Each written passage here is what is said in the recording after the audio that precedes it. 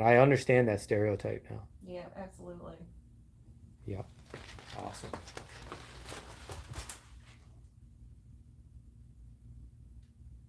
I always got to double check now. I pressed record a second ago, but then I was like, what if it's not? It's the whole setup. Holy. It is. The whole thing with this setup is that I don't take any extra time. I got it down pat. I'm getting faster every time. There you go. Yep. But yeah, I tell me locking myself right in a restaurant tonight to try and Edit. do some editing. Oh yeah. Luckily with this stuff, it's not too much in there. So you're all ready? Alrighty. Yeah. Looking forward to this, eh? Yes. Yeah, it was nice that I got you in for this day after, Yeah, absolutely. after we had to reschedule. I knew it was gonna happen. Did you? Yeah, like guaranteed there's gonna be fire. Guaranteed, because Labrador was on. Well, it was gonna be dry up there this year anyway from the conditions. Yeah. And yeah, but I mean, still worth going up for me. You enjoyed it, eh? I did. That's not what I expected you to say when you came in. That you were like loving it, right? Yeah. I thought it'd really? be something that you didn't want to have to do or get called in to do, right? I know. No, well, I mean, it's interesting. It's like it's an emergency. Like people are scared. Yeah. But like I'm going up there to work, and like I know what I'm doing. And I always say I thrive in chaos, because like it's like we need this now. Yeah. Like you can't, and I do. I'm able to get it done now, so it works out really well for me. I wasn't following a lot, so was there many like evacuations? No, there was one, just a small cabin. There was two small cabin areas that were like had to be evacuated. The other one was just a warning, so like we didn't. There was on standby for evacuation, but they didn't have to leave. Lab City was pretty well safe the entire time, honestly. There's enough fire scars now around Lab City that I think they're pretty well good. Fires? What are fire starts? Some fire starts where there was a big fire. So generally, if there's another fire nearby, it's likely, if it goes through that area, it's no worries. It's not gonna burn no. twice. I guess it takes years for that to go back. Yeah. The biggest thing in Labrador is the caribou moss, which is just that really, really dry white, and it's like flint. Like if it catches, it's gone. Oh yeah, I know exactly what you're talking about. Yeah, and then you have all these black spruce trees, which have really, really low branches, so it just carries up, and that's how you get your big forest fires. They say, so in fire behavioral analyst training, they teach you to go ground to crown. So how bad a fire is going to be is how much fuel it has from the ground. So with all that caribou moss and then going straight up those black spruce, it moves really quickly. It's interesting though to see, like, we have all these really experienced people now with like just a lot of experience working on fires, so seeing them and seeing how their mind works on everything.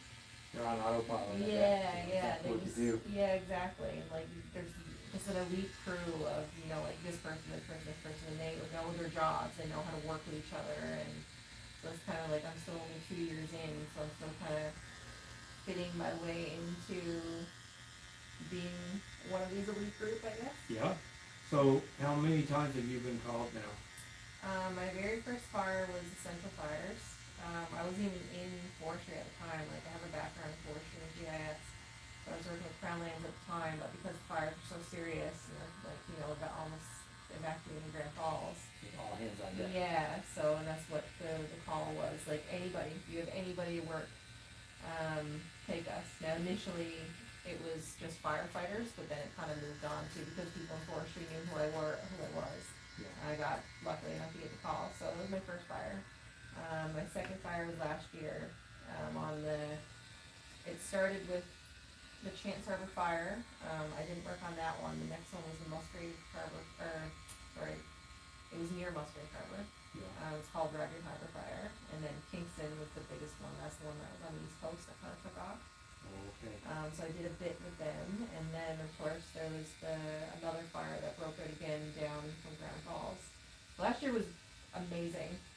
Yeah, it was a lot last year. It really was, yeah. The Avalon was all on fire. Yeah, we had so many different resources coming from we had them coming from the States, we had them coming from all across Canada, like the whole the whole East Coast seemed like it was on fire. It was scary for a bit, but so I was lucky enough, I actually got 2 calls on that one. I had my 2, usually it's 16 days of work, so your first day is your travel day, then you work for 14 days straight, and then your last day is your another travel day. So I got 2 of those last summer, so that was pretty much, for Newfoundland, that was, the summer's over. Yeah. But, I love it, I love working, I love doing what I do. What's the current state of Labrador now? Oh, we're perfectly fine. It's under control. Yeah, and I mean, the amount of rain we've gotten now has been, last year was really, really dry. The whole summer was really hot and dry. Like, we had a great summer as far as camping, people coming, tourism. But this summer's been a normal Newfoundland summer. We certainly got some rain. Yeah, Yeah, lots of rain, hasn't been a whole lot of hot temperatures, dry weather. so that helps. Yeah, up in Labrador, they had, usually I guess they start their summer a little earlier, so generally their fires kind of start in June and July. Yeah. So, and then ours are usually like August, but now this August has been, as like today, pouring rain. Pouring rain, yeah. Yeah, so we don't have, I wanna say knock on wood, cause I've been in meetings where I've said like, oh no, we're kind of bored here, I don't have a whole lot to do, and then a big fire kicks in. So, yeah, well, I won't say we're safe, but we're doing pretty good this summer. That's good. Yeah. You, what was your, specific task when you were there?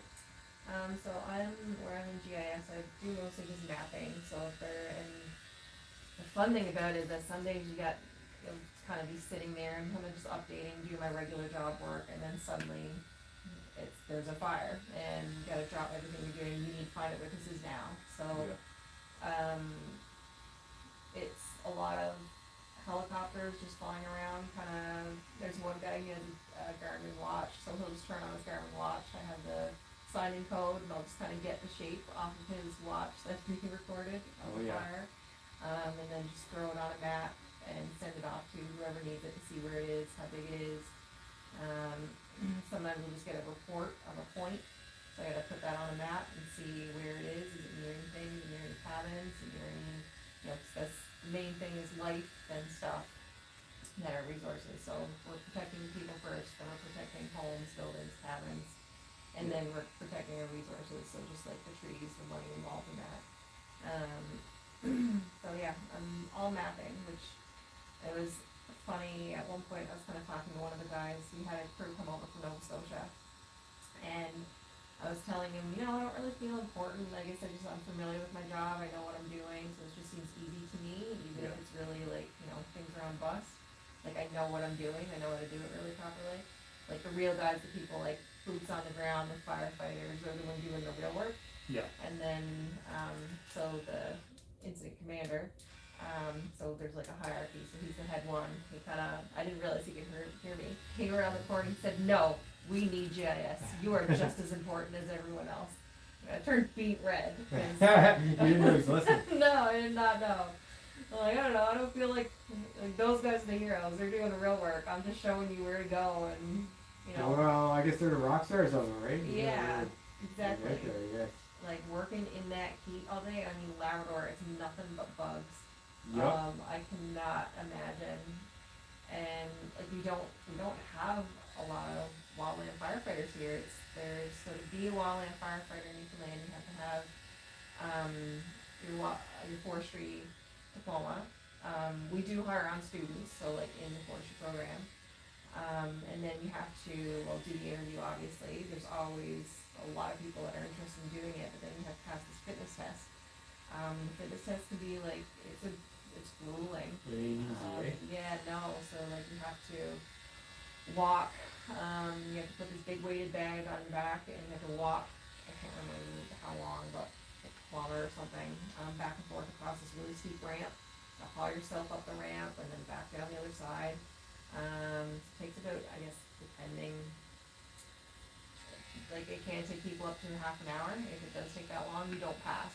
So then you can't be a wildland There's firefighter. time limit. Yeah, so there's like a Newfoundland time limit, and then there's a Canadian-wide time limit.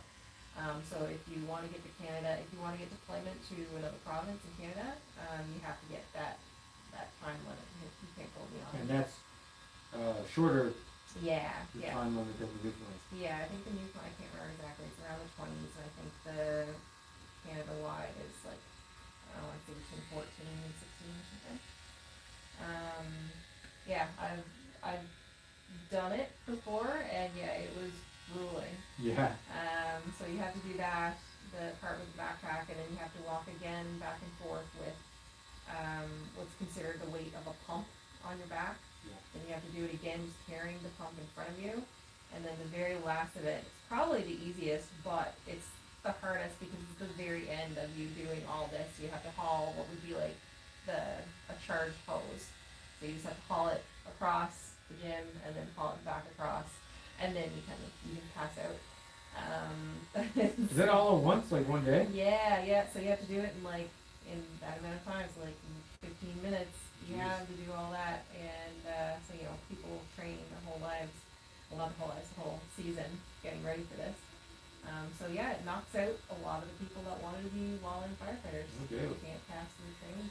The fitness test. You got an amazing gym to do all that. Yeah, exactly. Like I've only done it once, and I him and Ha just for my own kind of bragging rights, really. Mhm. Like I want to be able to do it, just to say those real heroes that are on the boots on the ground. Like yeah, I can be one of those if I wanted to. Yeah.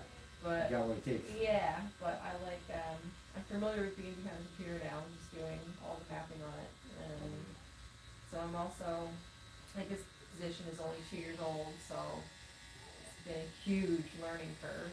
I haven't done forestry in a long time. I was, I guess, 3 or 4 years over in Crown Lands, so I was a bit disconnected from it. And then they created this position to kind of there's a lot of committees across Newfoundland, across So this Canada. position's only existed for a couple of years. Yeah. So I'm in my second year of it. Actually 14th, I think it was 2 years since I got the position. And so I'm a part of, it was called the IMIT committee. Now it's called DTAC. I can't remember offhand what it stands for, but it's basically communicating. Well, it's a monthly meeting with people, individuals from across Canada in wildland fire for each province, and just talking about different technological developments and stuff that they've been creating. A lot of stuff is on RKS Online, which is the program that I use, and just seeing different ideas of how to track wildland fire movements, and there's a lot into it. It's fuel, it's climate, it's the weather at the time, it's elevations and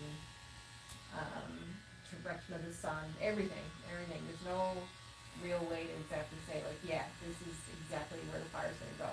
It's just kind of ideas. You're just making the best educated guess. Yeah, exactly. This is why we need these elite group that we have here. They kind of know where it's moving, how it's moving. They're familiar with our landscape in Newfoundland. So they're familiar with So they're all Newfoundland. Yeah. Like there's a ridge over here, we know. So there's a thing called FBANS, Fire Behavioral Analyst, and we have one for the island. She doesn't even work in fire anymore, but she works on fire. She's an early trained FBAN. So what they're responsible for is there's these researchers. I can't remember the exact date, but they kind of did all these tests on how trees, shrubs, ground, so it's ground and crown that I'm talking about, how it burns, and seeing the rate of spread, so how fast it's gonna burn, how fast it's gonna move, and then adding in all these other calculations of wind speed, direction, temperature. We have, so the fire weather rating, or the ratings that you get, like can we have a campfire or not, is based off what's called the FWI, Fire Weather Index. And that is used in the fire behavioral analysis. So if you have a high FWI, no, you can't have a fire, because if it gets out of control, it's gonna spread too much. So when we have these island-wide fire bans, even though the FWI is low, people will be like, why can't I have a fire? It's been raining for 3 days. Yeah. Well, all of our resources are still up there. Yeah, so it's not a matter of the likelihood of the fire. No. It's the off chance. Yeah. We have no resources. If there is a fire, all of our firefighters are from Labrador. All of our water runners are up in Labrador. All of our helicopters are up in Labrador. If anything happens down here, we can't have it. We're gonna have to take resources off. It's gonna be a time period. It's gonna get out of control again. So sorry, went on a tangent there, but so this FWI or FBAN takes all these numbers and then she can kind of do predictions with these, computer models on like, okay, if we leave it for a day, if we don't do anything, this is the like worst case scenario, the fire's gonna go this far.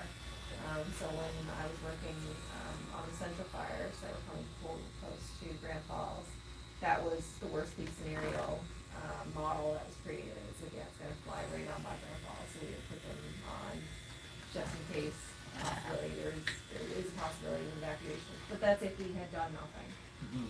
Luckily with our, skilled professional people that know what they're doing, it didn't get to that, thankfully. Yeah. And there's, up in Labrador, there was so many fires going on at the same time. There was one, we thought it was only like 4,000 hectares, and turned out at the end of it, it was 40,000 hectares. But there's also, wildland fire there's a natural, process. Everyone knows that, that's where best place to pick blueberries. Fire 2 years ago, that's where you're going to pick blueberries.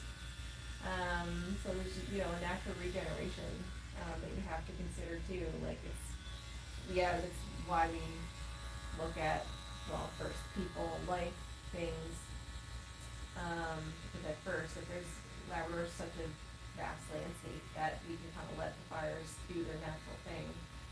And then we get the blueberry picking if you.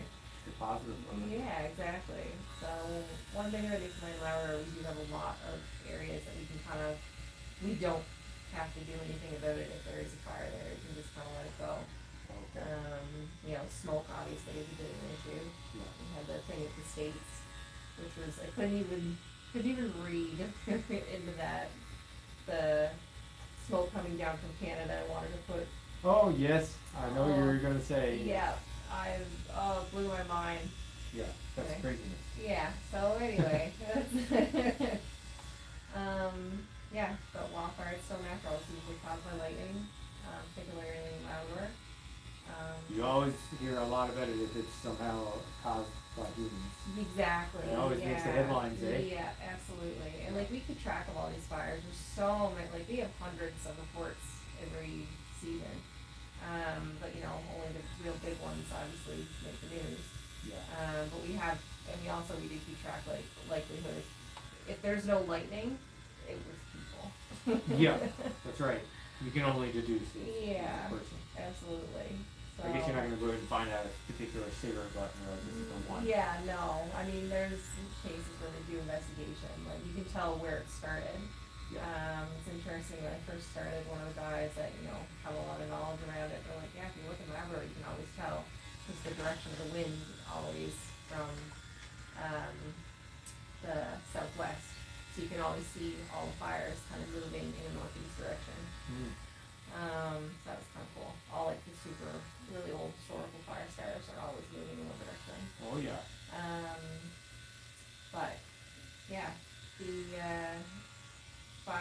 so this is why the reason my position was created, it was created with a few others. So we're kind of redeveloping the fire section in forestry. So it's been a few creations of jobs. One of them is it's all the prevention and fire smart initiatives.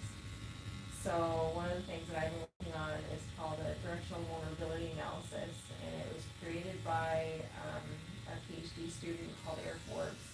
She's out of Alberta, and she created this code to identify high-risk areas of kind of fire movement. So it kind of takes like, okay, if there's one pixel here that has a flammable tree, then the next pixel next to it has a flammable tree, and the next pixel next to it doesn't. Well, you can kind of connect all those dots to make like, okay, this is the most likelihood a fire is going to move. So these directional vulnerability analysis that we're doing for communities, it does a full 360-degree assessment on what's the most likely direction for a fire to move based on fuel consumption only. So it doesn't take in wind, topography, anything like that. It's just flammable fuels. So it's been, and that'll give people an idea for prevention wise. So there's a lot of different things that you can do that it's not just fire breaks. Everyone's all with fire breaks. And yeah, fire breaks are good, but it's not the be all end all because if a fire is really, it's a really hot day, the wind's coming up, the fire break isn't gonna do a whole lot. It can just jump it really easily, like, and it's. The false sense of security. Exactly, yeah.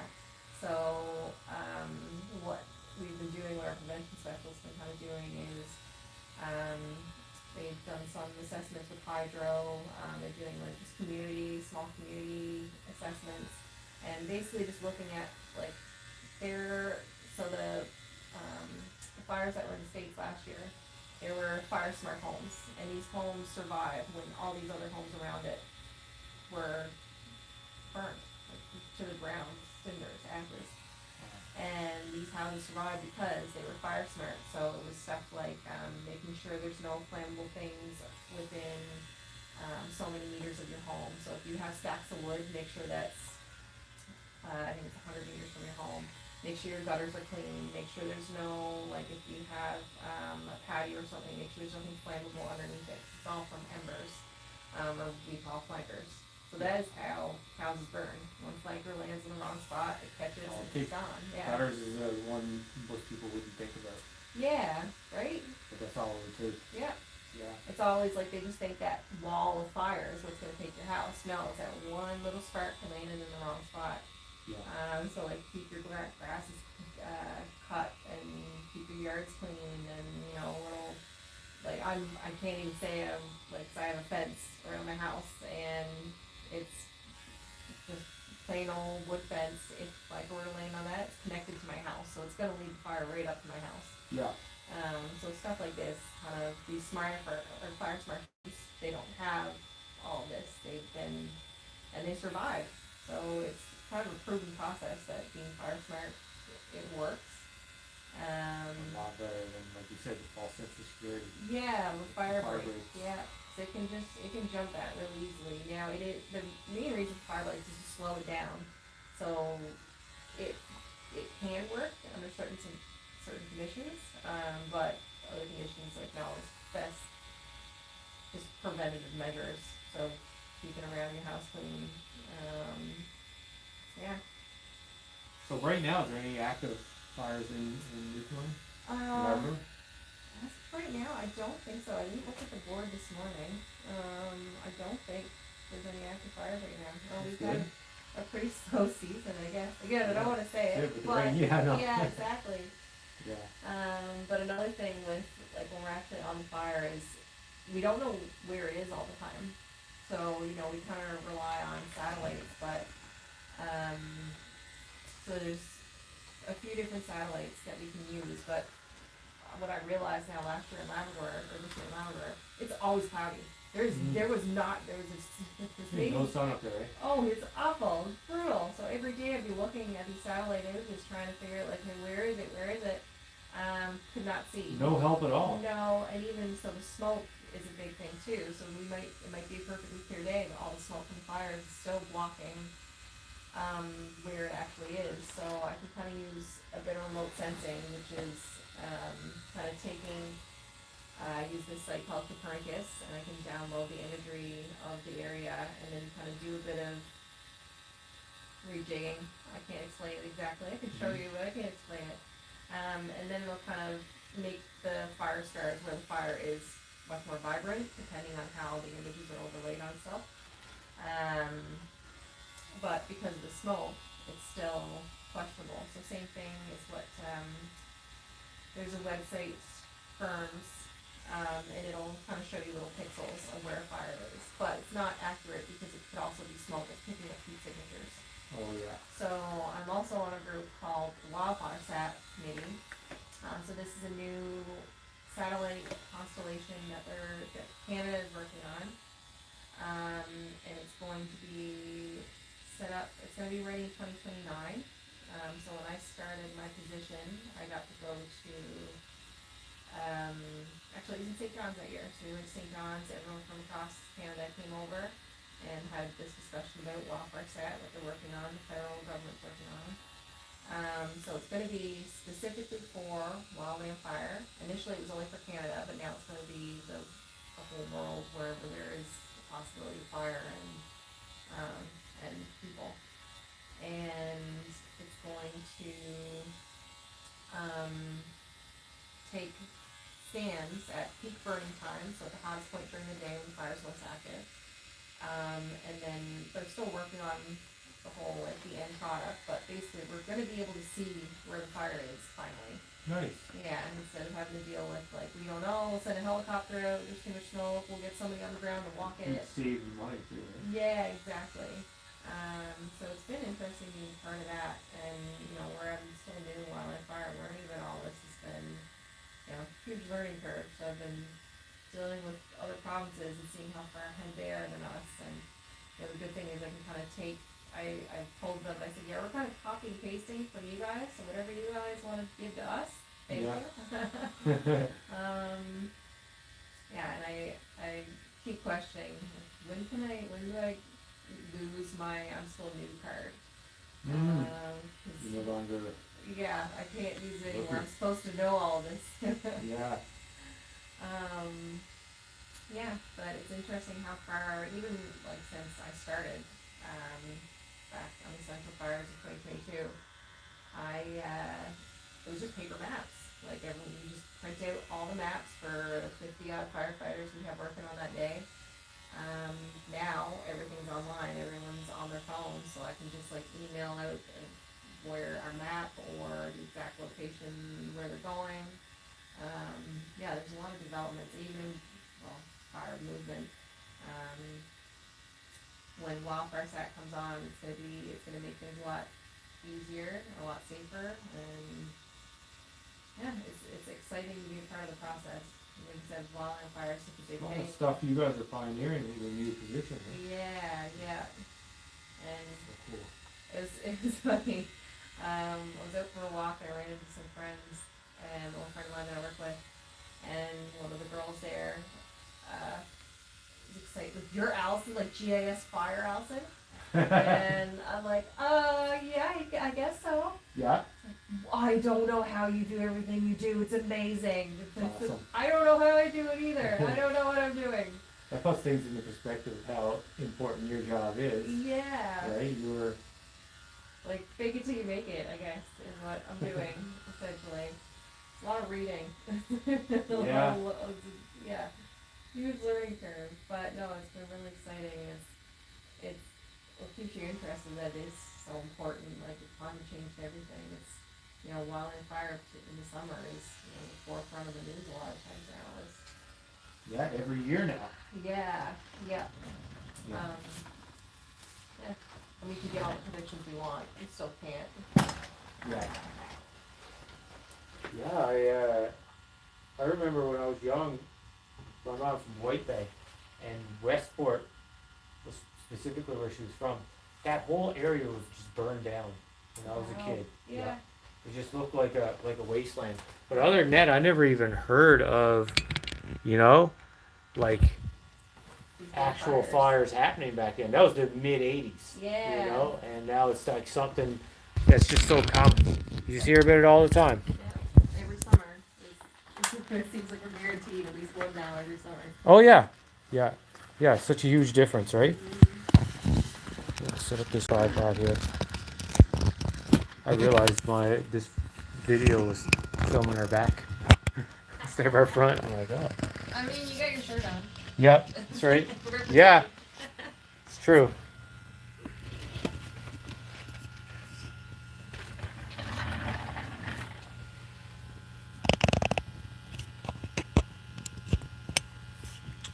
All right. I'm gonna. Perfect. That's weird. Do you have a makeup artist? Eventually, when I get